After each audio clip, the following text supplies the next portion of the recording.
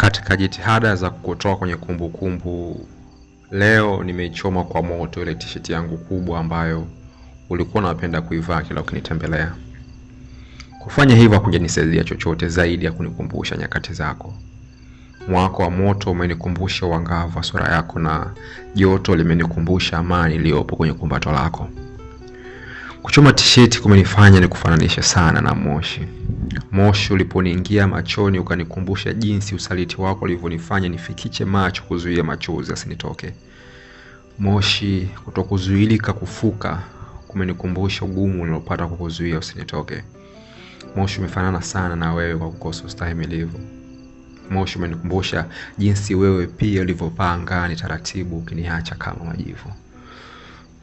Wewe ni moshi.